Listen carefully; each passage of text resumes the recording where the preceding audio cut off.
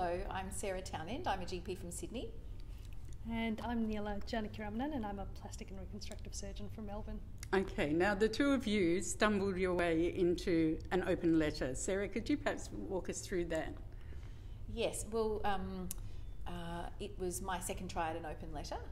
I did one in June about a particular patient, and then when the Kids Off Nauru campaign started and the AMA president had written a letter to the Prime Minister, and he had said that same afternoon, the Prime Minister did no thanks, and the colleges came out and gave their support. I felt like there was a groundswell within the community of doctors to represent their discontent, and so I wanted to give them, we wanted to give them a way to actively contribute that wasn't aligned with any particular body, so that they would be able to put their name to that but not have to commit to anything other than to say, yes, I want the kids to come off Nauru. I think this is something that needs to happen.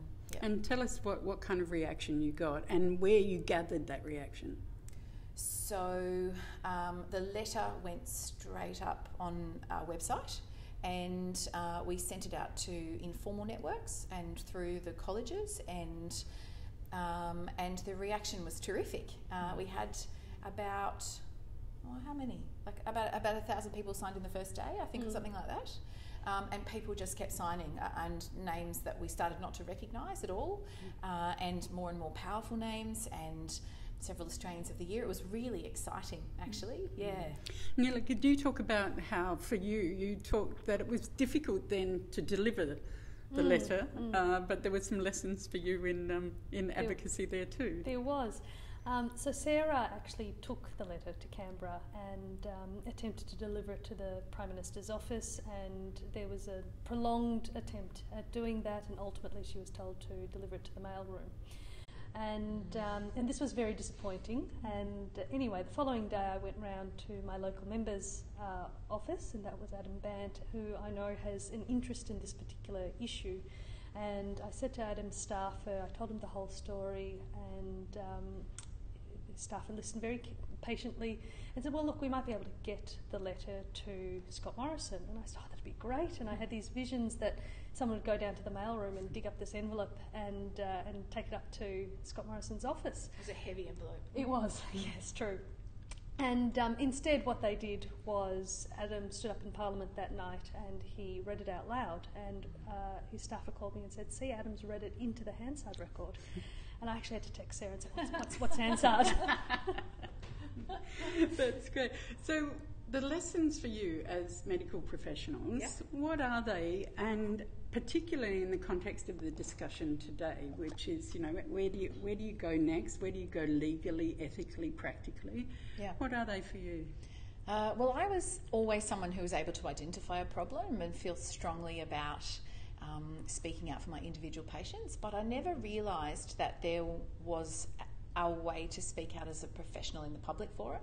And one of the other things that we've done is participate in media and also speaking directly to MPs and having meetings and attending public functions and things like that. And I've realised, and I think other doctors are realising, that it's okay to raise your voice, and when you do, as a doctor, it has an incredible impact.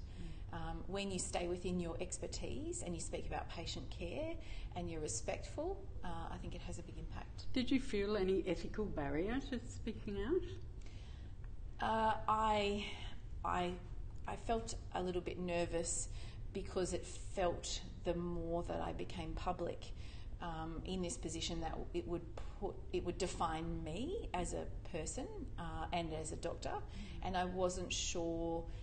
Given that our community is generally quite conservative and maybe we don't comment on issues like this, that I didn't know how that would be received. But I feel, on the other hand, I feel on very safe ground, because the closer I've got into this situation and the more I've read case files and the more I speak with the people who've been directly involved, I have no misunderstanding about the necessity of this, and there is no other way. If there was another way, I would do it. Because if there was a forum or something I could contribute to, if there were meetings with the government, if there was some way that it was a much more collaborative process, why would we expend all the energy putting ourselves in an uncomfortable position in the public? But there is no other way at this stage. So. And what about you for lessons for that? I think the biggest lesson for me is not only the power that doctors have as individuals, because even those members of Parliament who only had one doctor in their electorate contact them actually took it seriously. So even a single doctor's voice has power.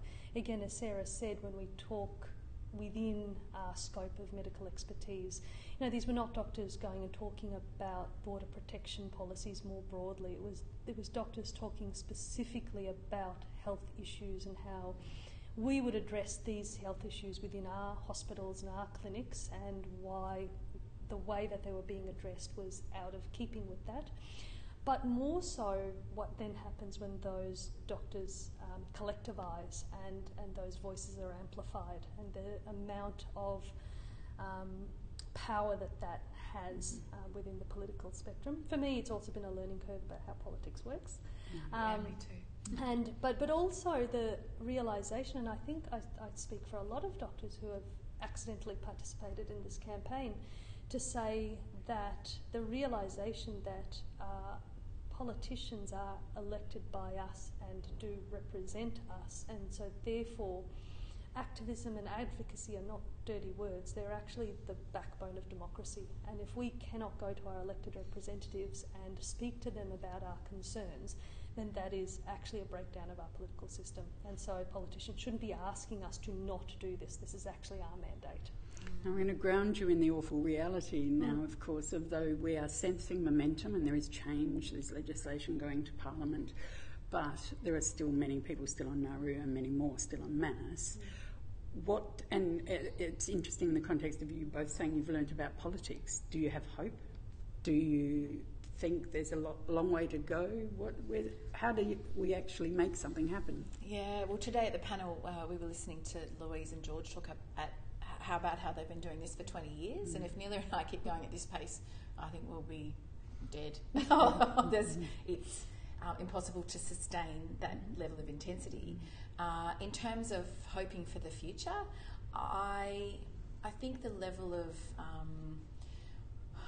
I don't know how to express it other than wrong, the level of inexcellence, or the way that we're treating these people in terms of meeting their health needs, until I can't personally stop until we've rectified the situation and found a better solution. And at every step of this way, so people, I thought, can we get 1,000 signatures? And someone said to me, wow, you could get 2,000 signatures. How do you do that? And I was like, well, I don't know. But it just happened, and then we found the next step. And I think that what has been really exciting about this process is that the colleges are speaking directly to each other. The AMA is heavily involved in advocating directly and at government. The momentum is there at the moment for a much more united medical voice. And because there are so many wrongs and they are so clear, I do have hope, yes. How long will it take? I don't know. Nila? I think that this exhaustion is what politicians rely upon. Yeah. If they can ride out these bursts of interest, then it goes back to the status quo. And again, listening to Louise and George talk today, they've seen the ebbs and flows of this particular campaign. I guess there comes a time when we have to reframe the debate, and I think that time has come now. I keep saying that this is the government of the false dichotomy. She does. Where, things that are unlinked have been put together. There's this constant argument, particularly in the refugee asylum seeker debate, that if we show compassion to people, it's not even compassion, if we meet their basic healthcare needs, then all of a sudden there will be this flood of boats that restarts. And what we are hoping to do is change the dialogue around that and say, actually, there are two issues. There is an issue of boats, and neither of us want to see drownings at sea either. And that requires a policy, but it doesn't necessarily have to be this policy. And as clinicians, you know, if we give someone a drug and it has side effects, and those side effects are unacceptable, then we come up with a different drug. We ask, you know, the pharmaceutical companies, the researchers, to do a better job. And so this is what we're saying to the politicians. Stop selling us this lie, stop selling us this false dichotomy, come up with a better policy to actually address this issue. And hopefully, by introducing that as a concept, and we're certainly not the first people who have said this in the last 20 years, but if we can get it out there, I think the campaigning is easier now because of social media. People are more receptive to these messages. It's easier to get those messages out there. Hopefully, as time goes by, it will be harder and harder for politicians to run these sorts of simplistic arguments. We're getting a lot of love from people who are watching this, lots of hearts. So thank you very much for talking. We love hearts. That's all right. Thank you.